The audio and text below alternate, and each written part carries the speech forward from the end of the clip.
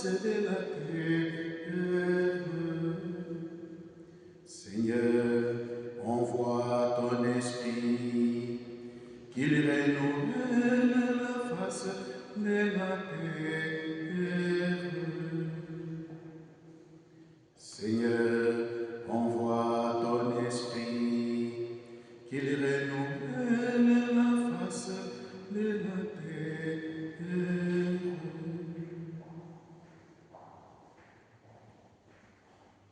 Viens, flamme de feu, viens, feu de Dieu, viens, lumière d'en haut, viens, clarté éternelle, viens, Esprit du Père, Esprit créateur, toi qui transformes et renouvelles toutes choses, toi qui étais au commencement du monde, toi qui es avec nous, tu marches avec nous, tu guides et éclaires nos pas, tu illumines nos cœurs, notre entendement, notre vue.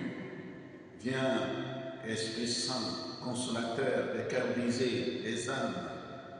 Viens, toi qui donnes à nos corps mortels la chair, toi qui insuffles sur nous la laine de vie. Nous faisons appel à toi, Esprit de Dieu, Créateur. Toi qui sanctifies, qui assainis jusqu'au moindre point de nos péchés. Toi qui libères et délivres de tout mal. Toi qui éloignes de nous toutes les forces du mal. Viens, Esprit du Christ ressuscité. Toi qui fais sortir les morts. Tu donnes la vie à tous les morts. Tu ouvres pour nous les écluses des cieux. Viens, feu de Dieu. Viens, Pentecôte du royaume. Embrase-nous, inonde-nous, transforme-nous. Viens, Esprit Saint. Viens, Consolateur. Viens, inonde-nous, irrigue nos vies, nos cœurs et notre entendement, tout ce que nous sommes. Renouvelle la face de la terre. Viens, Esprit du Christ ressuscité. Viens, Seigneur, nous t'attendons.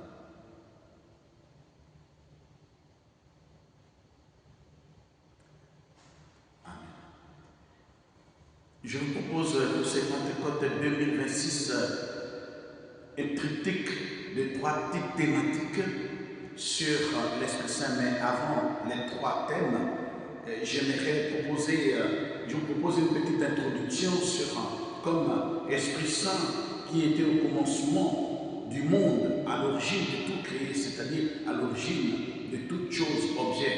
Et nous pouvons regarder cela dans le livre de Genèse au chapitre 1, verset 1 et suivant, l'esprit qui planait dans les eaux, non seulement dans les eaux, mais cet esprit qui émouve, qui renouvelle et transforme, cet esprit qui crée. Grâce à l'Esprit Saint, alors nous voyons la terre et les ciels, l'eau, les forêts denses, les bêtes féroces, les poissons et tout être vivant, visible et invisible. L'Esprit Saint y habite. Et le psaume 104, verset 30 ne nous dira pas autrement, l'Esprit Saint n'est pas seulement dans les eaux, mais il habite chaque créature, chaque être. Et ce que nous sommes déjà ce matin, au réveil, nous respirons, nous pouvons alors parler. Le souffle de Dieu qui nous a été donné, la laine de vie qui nous a été donnée. Donc l'Esprit Saint habite toute la création. Il est invisible, mais il se montre de manière différente à travers la création. Et nous pouvons regarder dans Genèse 2, 7, l'homme et la femme, Adam et Ève, modélés, et Dieu va insuffler sur eux la laine de vie, afin qu'ils deviennent vivants. Donc l'Esprit Saint, à chaque matin, chaque jour, à chaque instant, il nous renouvelle, il nous transforme, il fait de nous des vivants. Et comme nous le savons, notre Dieu n'est pas un Dieu des morts, il est un Dieu des vivants. Alors cet Esprit Saint qui a été donné aux prophètes et aux témoins, je citerai un exemple dans le livre de l'Exode, au chapitre 31, 1 et 5. Dieu donne l'Esprit Saint à qui il veut pour son œuvre. Et nous pouvons les regarder aussi dans Exode 35, verset 30-35. Il a donné à Israël pour qu'il ait des capacités artistiques. Cela veut dire que l'Esprit Saint nous est donné l'Esprit Saint nous est donné à chaque être vivant, chaque être créatif, et plus particulièrement pour nous, créés à l'image et à la ressemblance de Dieu. Nous sommes les reflets de ce qu'il est. Et donc il a insufflé sur nous son haleine de vie. Il nous donne des talents, des charismes, des capacités. Certains deviennent scientifiques, mathématiciens, professeurs, ainsi de suite. D'autres, ils vont prier, comporter, vont devenir des vrais serviteurs et servantes, ainsi de suite. Donc chaque être vivant, celui ou celle qui ouvre son cœur, Dieu est capable de l'habiter. Son esprit vient sur lui ou sur elle, comme Bessalel, qui a été donc habité par l'Esprit de Dieu, afin qu'il devienne un bon artiste. Donc, ayant une capacité artistique, la sagesse, l'intelligence, de confectionner, d'écrire, de transformer, de dessiner, de fabriquer. Alors, tous les prophètes, les apôtres, et nous savons bien sûr, comme Marie elle-même, la mère de Jésus, comme les martyrs aussi, ont été sans cesse habités par l'Esprit Saint. Et donc l'Esprit Saint, il est au cœur de notre vie. L'Esprit Saint est au cœur de la vie trinitaire. Lorsque nous disons au nom du Père et du Fils et du Saint-Esprit, c'est l'Esprit Saint qui parle en nous. L'Esprit Saint qui parle en nos cœurs. Seigneur, envoie ton esprit, qu'il renouvelle la face de la terre. Seigneur, envoie ton esprit, qu'il renouvelle la face de la terre. Seigneur, envoie ton esprit, qu'il renouvelle la face de la terre. Bien-aimés, en cette solennité de l'Esprit Saint de la Pentecôte, nous pouvons nous aujourd'hui croire réellement que l'Esprit Saint est à l'œuvre. Et comme premier triptyque, je propose comme thème, l'Esprit Saint est une force qui libère.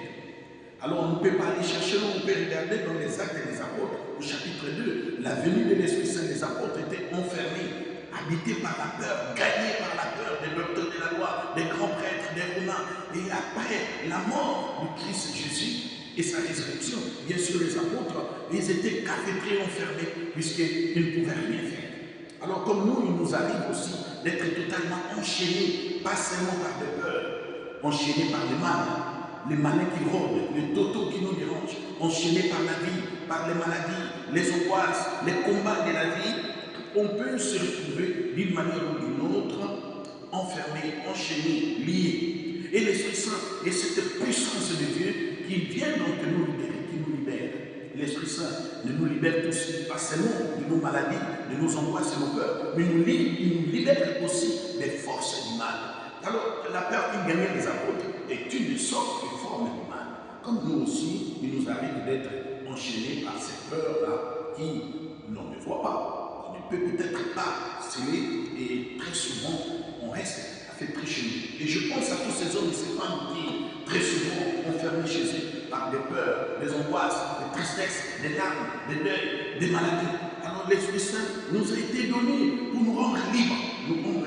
Et l'Esprit Saint nous permet au quotidien de vivre selon la volonté de Dieu. Nous pouvons regarder dans l'évangile de Saint Jean, au chapitre 4, verset 34. L'Esprit de Dieu nous est donné afin d'une part de vivre selon la volonté de Dieu et de pouvoir accomplir ce que Dieu veut pour chacune et chacun d'entre nous. Et l'Esprit Saint, il donne des dons, des charismes. Nous pouvons regarder aussi dans 2 Corinthiens 3, verset 17 et suivant.